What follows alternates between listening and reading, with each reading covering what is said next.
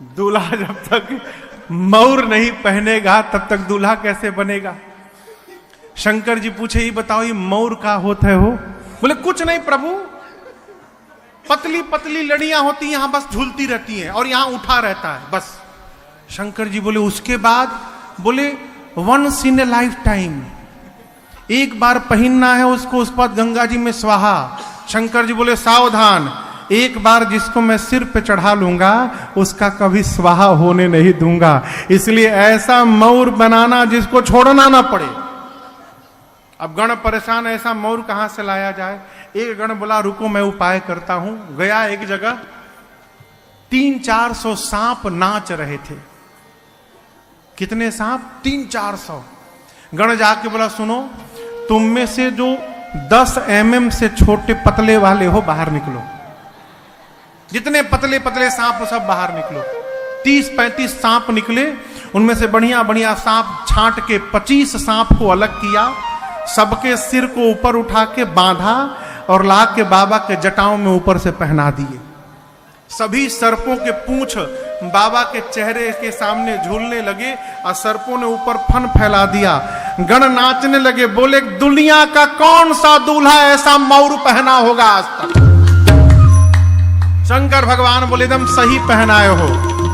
सांप काल है, जो काल को भी सिर पे आभूषण बना के धारण कर सकता है, वही कालों का काल महाकाल है। ये मेरा परिचय है। अब श्रृंगार शुरू हुआ। यहां क्या पहनते हैं? हाँ, कुंडल। कुंडल सोना का नहीं, सांप का। सांप का कंगन, सांप का बाजूबंद। लेकिन यहां दर्शन करिए, ऐसा नहीं कि जो सांप मिला वही लपेट दिए। शिव पुराण में नाम लिखा हुआ है, कंबल और अश्वतर नाम के सर्प से कुंडल बना। क्यों? दोनों का रंग बिल्कुल एक जैसा। गणों ने मैचिंग का पूरा ध्यान रखा है। ऐसा नहीं कि इधर हरा लगा दे इधर पीला लगा देना। दाहिने कान में कंबल, बाएं कान में अश्वतर लेके लपेट दिए। उसके बाद यहां झूलता भी है ना, एक एक बिच्छू लटका दिए उस पर। फिर यहां पर करकोटक और कुल्की नाम के सांप से कंगन बना। करकोटक नाम का सांप दाहिने कलाई पर, कुल्की नाम का सांप बाएं कलाई पर। शंख और पद्म नाम के सर्प से बाजू बंद बना बाबा का। वासुकी सर्प को यज्ञोपवीत बना के वक्षस्थल पर सीने पे लपेट दिए। बोले दूल्हा का जनेऊ है ये, वासुकी सर्प का। सिर से पांव तक सर्पे सर्प हो गया बाबा के। एक गण ने कहा देखो गहना तो पहन लिए, फेशियल नहीं हो पाया, कम से कम पाउडरे लग जाए। अब कैलाश में पाउडर कहां से मिले हो। एक गण गया श्मशान से, चिता के भस्म को लेकर आया और सिर से पांव तक बाबा के शरीर पर भस्म का लेपन कर दिए। सब भस्म देखें आप लोग, भस्म का रंग कैसा होता है? हाँ, बाबा पहले से गोरे हैं। कितने गोरे हैं? कर्पूर गौरम करुणावतारम संसार सारम भुजगेंद्रहार। कपूर जितना गोरा होता है उतने गोरे बाबा हैं। कर्पूर गौरम, करुणा के अवतार हैं, संसार के सार हैं। और भुजगेंद्र जिनके हार हैं, भुजगेंद्र यानी सांप जिसके गले में हार है। सदा बसंतम हृदया,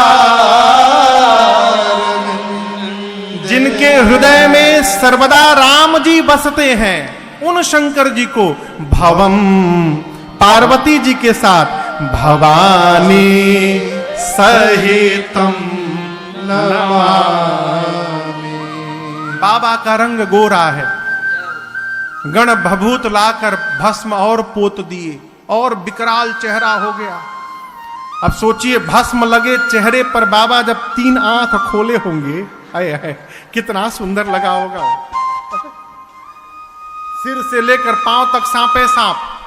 एक ने कहा कि गला थोड़ा सूना लग रहा है, माला ओला पहन लेना।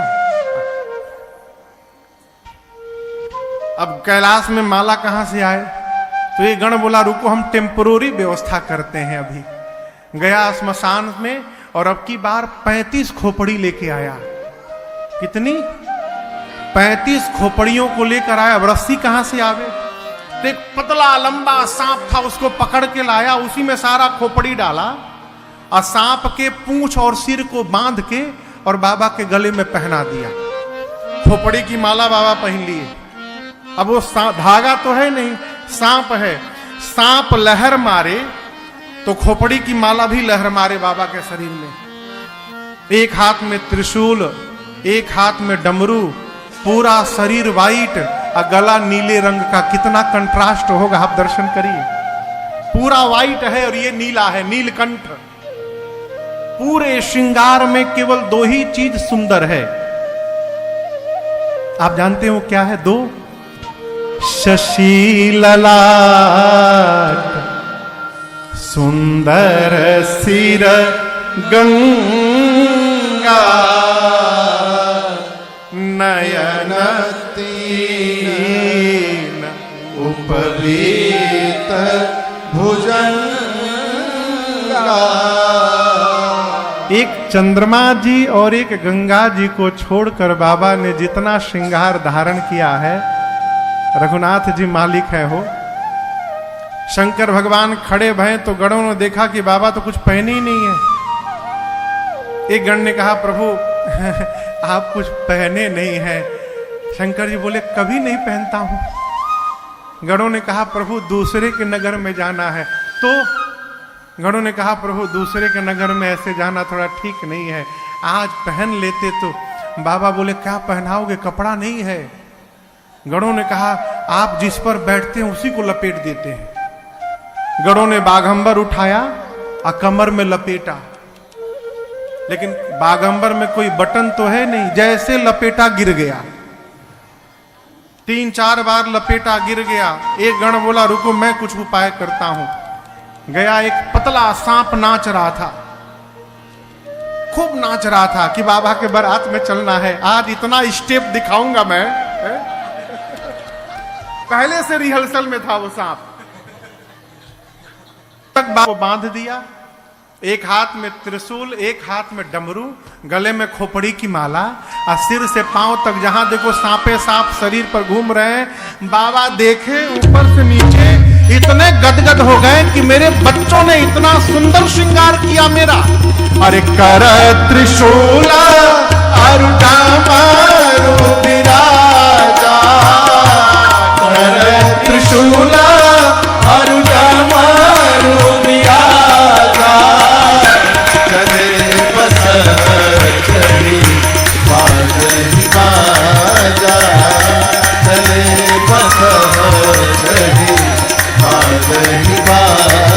बोलो बम बम बम, बोलो बम बम बम, बोलो बम बम बम, बोलो बम बम बम, बोलो बम बम बम, बोलो बम बम बम, बोलो बम बम बम, बोलो बम बम बम।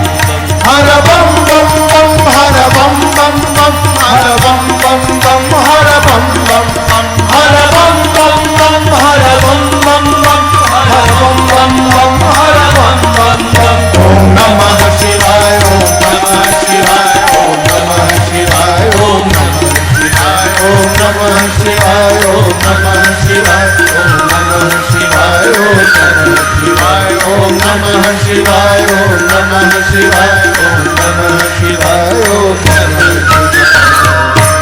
ऐ बाबा आनंद में आ गए, गण नाचने लगे। इतने में बाबा की सवारी नंदी आ गए। नंदी समझते हैं ना? नंदी मने हाँ बसहा बैल, ये नंदी है बाबा की सवारी। आजकल का दूल्हा घोड़ी पर जाता है।